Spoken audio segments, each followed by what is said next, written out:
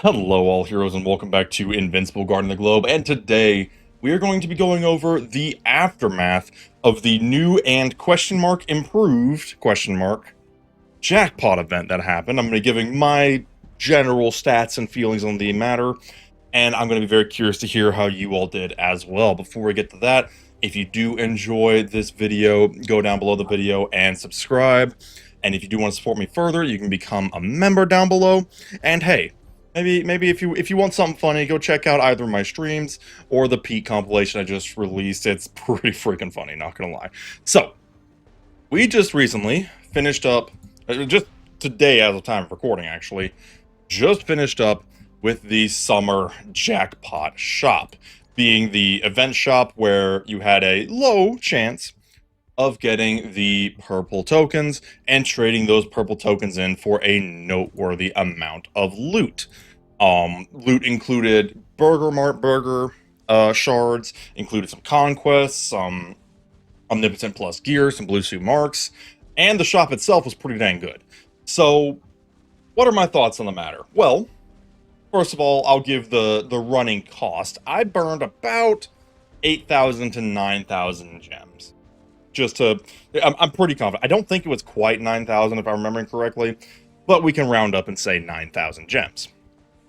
In that 9,000 gems, I got 20 of the purple tokens. Off stream, I got another 5. I got another 5 hit actually, which was incredible.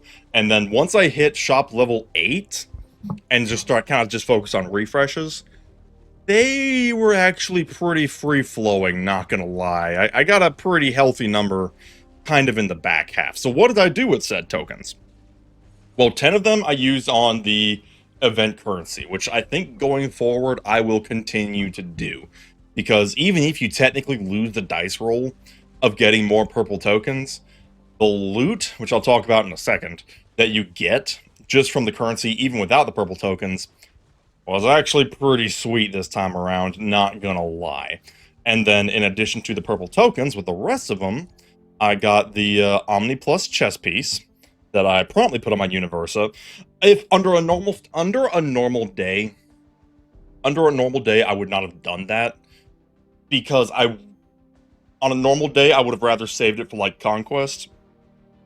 But literally the chess piece was the only thing I was missing on my Universa, and I was able to put that on my Universa. Then I put her other chess piece on my Anissa. So, you know, it powered up my favorite characters in the game and my strongest characters in the game. So I made an exception. I made an exception for that one. In addition to that, so that's 13 accounted for. Spent another 5 on the Burger Mart burger parts, so we are finally at level 10. Here's the burger stats for you at level 10. It really says something that I've been playing this game almost consistently since day 1, and I only have the Burger Mart burger up to level 10. That tells you something. It also tells you that for some reason this is the one artifact I didn't spend money for, but you know what can I say? I really had a thing for the Flaxen Staff and the Stun Device, what can I say? But the burger, finally got the burger up to level 10, and even if you didn't have the burger, then especially valuable, an especially valuable pickup in that event, because you could actually get it unlocked finally. Because, man, this burger is rare, and it's so good, and they know it. They make it rare as mess. And that left me with 2 more, which I did just use on the Damien Darkbloods, because between the conquests I have and the Lucans I need to build, we've got a long way to go. We got a long way to go on our From World Beyond team here. We've got a long way to go. Yeah, it's gonna take a while. So that was admittedly a pretty good pickup for me specifically. Not everybody will have a massive backlog of From World Beyond characters like I do, but for my purposes, it worked out pretty good. Not gonna lie. Now, that accounts for the 20 purple chips. Let's talk about the other stuff I got though, because let's not forget, there were more. There was a lot more than just purple chips. First of all, we did get some more conquests. We even got one or two iguanas, if I'm remembering correctly. Got some Lucans, which everybody who watches me pops off on. Um, and I mean, just a really fair number of elites, actually. It was pretty dang good. Even got a couple of Nissas and stuff like that. Not that I'm really planning on powering up a Nissa any more than I already have, but still, it's pretty nice to be getting those rare characters. And like I said, we got some Lucans, which is pretty sweet. Now, this is where things really got interesting. As if you may remember, we just recently had the All Hands on Deck event where I burned pretty much all of my dossiers. Well, courtesy of that event, we're up to 90 regular dossiers, which is really good, and 20 gold dossiers, which is a little insane, actually. I don't think I have ever had that many gold dossiers in my life, or if I have, it's been rare, not gonna lie.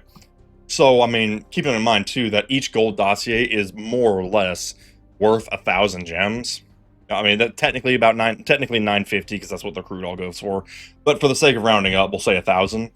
So, it's not a perfect barometer, but effectively, that's 20,000 gems worth right there. Plus, the 90 dossiers, which are worth approximately 200 gems a pop, give or take. Like, again, it's not a perfect barometer. It's a little misleading to say, like, oh, one gold dossier is worth 1,000 gems. It's like, technically yes, but also technically yes, but actually no. But regardless, massive value in the dossiers we got. Gave us a nice little kick in the pants there, because we tapped everything out pretty good. Now, the equipment is where I'm actually going to pick that up, actually. The equipment is where we really soared. Well, who am I kidding? We soared on this one, too. But the equipment did well. We're up to 1.2 billion gold. And more importantly, 26 equipment tickets. The next time art comes along, we are going to be so ready. Oh my gosh. I'm looking forward to that. That's going to be a good one. And will be well timed, too, because I'm actually finally out of my blue XP there. Believe it or not. We actually finally ran out of that, so I do need to pick up a lot more. I have more pink XP than I have blue XP, which is lopsided, to say the least. But yeah, so whenever art does come along, I'm gonna have a good time. However, you know, I'm still begging for them to let Sinclair out of the basement, but, well, nothing I can do about that. The Jackpot event did not benefit this shop in any way, because there were no common heroes. There were no Reanimen or Magmites or anything like that. So it's not like it did anything for that. Not that it really needed to, because, again, I'm doing just fine in that bad boy. So, was the event better? Yeah. I don't know. I mean, the general consensus, I mean, you know, the nature of a jackpot shop is that there are going to be some people who just get unlucky, and that sucks. But then again, if you're playing a gacha game, that's just kind of the nature of the beast. But from what I saw, for the most part, sentiments seem to be more positive. Sentiments seem to be that people were having a little more luck, enjoying it a little bit. There were even a couple screenshots of some lucky sons of guns getting them early, like in shop level 2 or shop level 3, which, hey, you love to see. So, was it improved? Oh yeah. Was it fixed? I dare say yeah, considering what the event is supposed to be, which is a jackpot shop. The nature of the purple tokens is that they are supposed to be rare. Yeah, I'd say it was actually fixed. I think this iteration, should they rerun it, and they almost definitely will, sooner or later, I would call this an acceptable date. Now, to guide future players, I will say that this is definitely an event that helps if you invest a few gems, because, man, it is night and day hitting shop level 6 versus shop level 8. Once you start hitting shop level 8, yeah, okay, now you're kind of cooking a little bit, not gonna lie. Not only are you getting more of the good crap, like these dossiers and stuff like that, like the gold dossiers, but you're also just dramatically more likely to get the individual purple tokens. Because even if you're not pulling the 5s, which I pulled 2 5s, which was amazing, but even if you're not pulling the 5s, the singles actually kind of do add up in a hurry. So, it's not the most free-to-play friendly event. Unless you already had a stockpile of gems ready and willing to burn, It's not the most free-to-play friendly event, but again, it is a jackpot shop, and that's kind of the nature of the beast. It's like you either put in the metaphorical or literal money to pull the slots, or you don't, and you don't get anything. So, minus some extremely rare luck situations. So while the event is certainly not the most free-to-play friendly event in this game, it for what it's supposed to be, I'd say it was fixed, honestly. I'd say it was actually in its proper state. I got purple tokens, other people got purple tokens sooner or later. Again, it's a jackpot shop, so not everybody's going to get lucky. It's just kind of the nature of RNG. But for the most part, I think it was better. Not free-to-play friendly, but better. So yeah, we're going to leave it at that. This was more of a little discussion slash hindsight video, but I do hope that you all enjoyed nonetheless. If you did, again, go below the video and subscribe. And if you wish to support me further, become a member down below. And we shall see you next time. Have a good one.